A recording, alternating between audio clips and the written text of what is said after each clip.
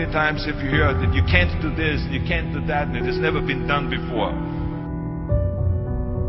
Just imagine if Bill Gates had quit when people said it can't be done. I hear this all the time. As a matter of fact, I love it when someone says that no one has ever done this before, because then when I do it, that means that I'm the first one that has done it. And I said to my family, I want to be a bodybuilding champion. Now you can imagine how that went over in my home in Austria. My parents, they couldn't believe it. They would have been just happy if I would have become a police officer like my father, or married someone like Heidi, who had a bunch of kids and ran around like the Van Trapp family in Sound of Music. That's what my family had in mind for me, but something else burned inside me. Something burned inside me. I wanted to be different. I was determined to be unique. I was driven to think big and to dream big. Everyone else thought that I was crazy. My friend said, if you want to be a champion in a sport, why don't you go and become a bicycle champion or a skiing champion or a soccer champion? Those are the Austrian sports. But I didn't care. I wanted to be a bodybuilding champion and use that to come to America and use that to go into the movies and make millions of dollars. So pay no attention to the people that say it can't be done. After all, I remember that after I was finished with my bodybuilding career, I wanted to get into acting and I wanted to be a star in films. You can imagine what the agent said when I went to meet all those agents. Everyone had the same line that it can't be done. The rules are different here. Says, look at your body. You have this huge, monstrous body and overly developed that doesn't fit into the movies. You don't understand. This was 20 years ago, the Hercules movies. Now there's the little guys that are in. Dustin Hoffman, Woody Allen, Jack Nicholson. And the agent also complained about my accent. He says, no one ever became a star with an accent like that, especially not with a German accent. And yes, I can imagine with your name, Arnold Schwarzenegger or whatever the name is, on a billboard. Yeah, that's going to draw a lot of tickets and sell a lot of tickets. Yeah, right. So this is the kind of negative attitude they had, but I didn't listen to those rules. Even though they were very nice and they said, look, we can get you some bit parts. We can get you to be, playing a wrestler or a bouncer. Oh, maybe with your German accent we can get you to be a Nazi officer in Hogan's Heroes or something like that. But, I didn't listen to all this. These were their rules, not my rules. I was convinced I could do it. That if I worked as hard as I did in bodybuilding, 5 hours a day, and I started getting to work, I started taking acting classes, took English classes, took speech classes, dialogue classes, accent removal classes I even took. And finally I broke through. I broke through and I started getting the first parts in TV, Streets of San Francisco. Lucille Ball hired me. I made Pumping Iron, Stay Hungry, and then I got the big break in Conan the Barbarian. And there the director said, if we wouldn't have Schwarzenegger, we would have to build one. Now think about that. And then when I did Terminator, I'll be back. Became one of the most famous lines in movie history, all because of my crazy accent. Now think about it. The things that the agent said will be totally a detriment and will be impossible for me to get a job, all of a sudden became an asset for me. All of those things, my accent, my body and everything. So it just shows you never listen to that you can't do something. And you have to work your way up. Of course, run for something else first. I mean, it was the same when I ran for governor. The same lines that you have to work your way up, it can't be done. And then, of course, I ran for governor, and the rest, of course, is history. They said you have to start with a small job as mayor, and then as assemblyman, and then as lieutenant governor, and then as governor. And they said, that's the way it works in a political career. I said, I'm not interested in a political career.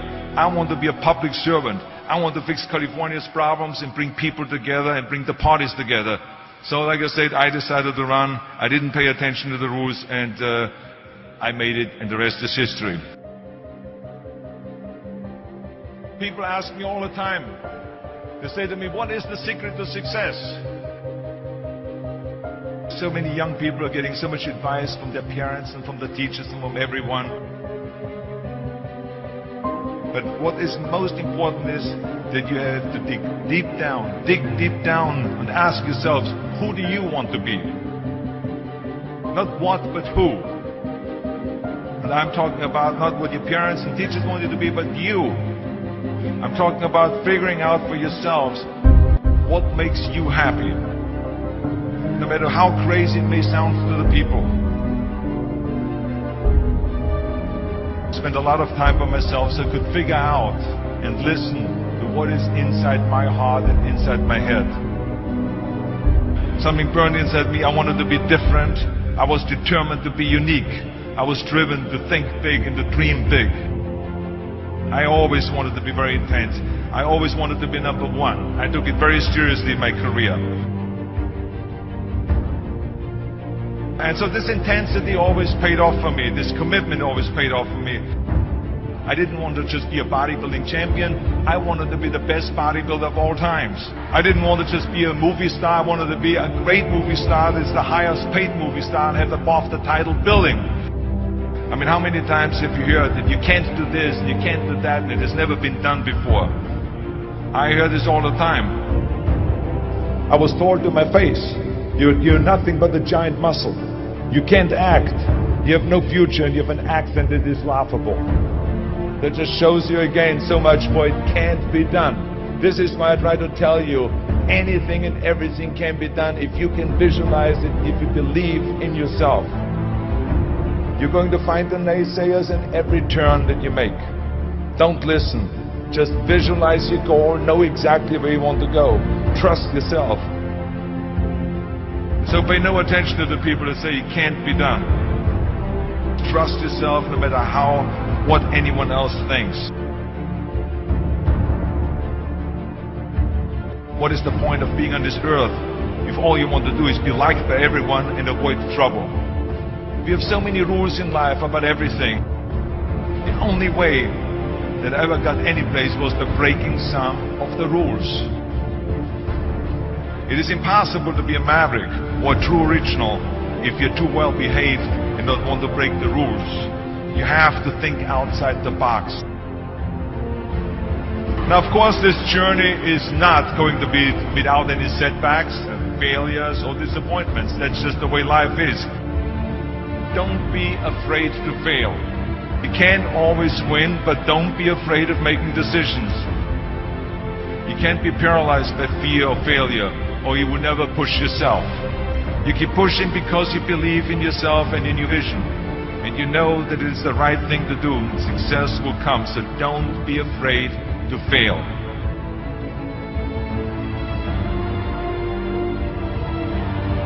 I always believe leaving no stone unturned. That's what makes you a champion. When you're out there partying, horsing around, someone out there at the same time is working hard. Someone is getting smarter and someone is winning. You never want to fail because you didn't work hard enough. But if you want to win, there's absolutely no way around hard work. No pain, no gain. Whatever path that you take in your lives, you must always find time to give something back. Something back to your community, give something back to your state or to your country. Tear down that mirror. Tear down that mirror that makes you always look at yourself. And you will be able to look beyond that mirror. And you will see the millions of people that need your help. Reaching out and helping people will bring you more satisfaction than anything else you've ever done. Trust yourself, break some rules, don't be afraid to fail, ignore the naysayers, work like hell, and give something back.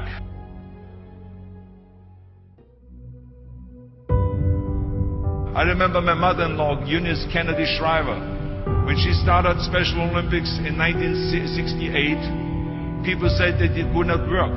The experts, the doctors that specialized in mental disabilities and mental retardation said it can't be done. You can't bring people out of the institution. You can't make them participate in sports, in jumping, in swimming, and in running.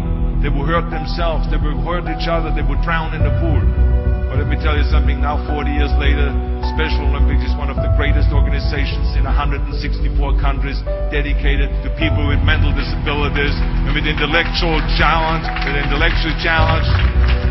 she did not take no for an answer. And the same is when you look at Barack Obama. I mean, imagine if he would have listened. If he would have listened to the naysayers, he would have never run for president. People say it couldn't be done, that he couldn't get elected, that he couldn't beat Hillary Clinton, that he would never win the general election. But he followed his own heart. He didn't listen to the "you can't," and he changed the course of American history. So over and over you see that if I would have listened to the naysayers, I would still be in the Austrian Alps yodeling. I would never have come to America. I would have never met my wonderful wife, Maria Shriver. I would have never had the wonderful 4 kids. I would have never done Terminator, and I wouldn't be standing here in front of you today as governor of the greatest state of the greatest country in the world. So I never listened that you can't. I always listened to myself and said, yes, you can.